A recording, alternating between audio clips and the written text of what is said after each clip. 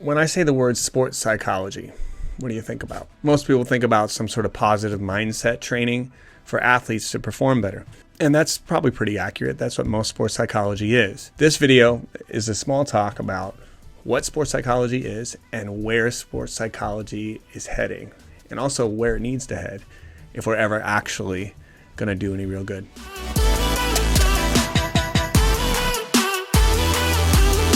My name is Seth Taylor. I'm with Ianni Training. We are a company that is completely dedicated to revolutionizing the world of youth sports and professional sports and creating a healthier emotional foundation for athletes to build upon.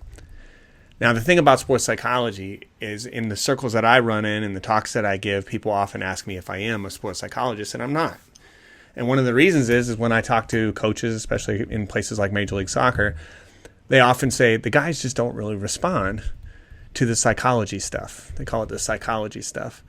And the reason they don't is because it doesn't work. It's that simple, okay? Similar to just about anything else, if we do program after program after program and it doesn't have a huge impact, then why would we continue to do it? I even heard a talk one time with a sports psychologist, and this is at a professional soccer, Major League Soccer event. He got up there and he said, guys, if you have 70 negative thoughts a day, we're going to change that to 70 positive thoughts a day, and that's going to change your life. And I leaned to my friend, my business partner, Patrick Ianni, who had been in the Major League Soccer for 9 years and had always struggled mentally. I said, man, if you'd just done that. And he said, that was the dumbest thing I've ever heard. And that's pretty par for the course when it comes to sports psychology. Now, I'm not trying to knock my colleagues in some horrible way, but I am saying we have to evolve. Deepak Chopra says it's better to have a quiet mind than a positive mind. We have to get beyond this positive mindset concept and understand that if we continue to trim branches of a rotten tree, it doesn't help the tree. We have to go to the roots of where these problems are that athletes face. Athletes are human beings, just like anybody else, and we all carry trauma at some level, but high-level athletes carry trauma at a unique level and in a unique way. It's actually more similar to how soldiers carry trauma than a lot of people. I remember Pat telling me when he came out of MLS, he said, I feel like I was at war for 9 years. When I encounter Major League Soccer players and professional players in other sports, they all feel that exact same way. They're exhausted. But it's because since they were 4 or 5, 6 years old, they've been building an identity based on their performance, as opposed to the unconditional love that's given to them in the world around them.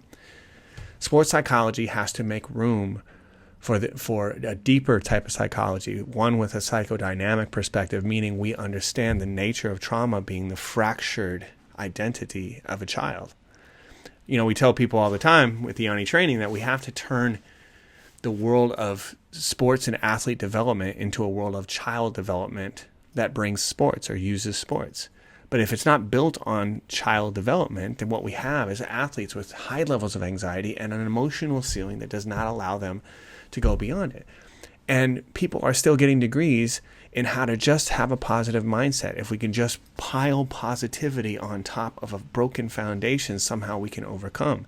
And I suppose for some people, if they have an ego that's strong enough and an intellect that can handle it, that might work for a while.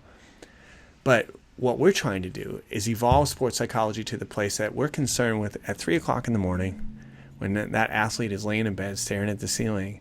How do they really feel? Sports psychology has to make room for what we are experiencing energetically on a body level.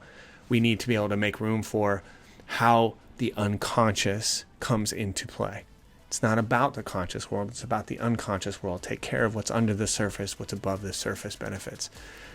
So that's what we're trying to do. And if you want to know more about how we do that, both with professional athletes in our life coaching, but also in changing culture in the youth sports world, go to iannitraining.com, check it out, and we'll be talking to you soon.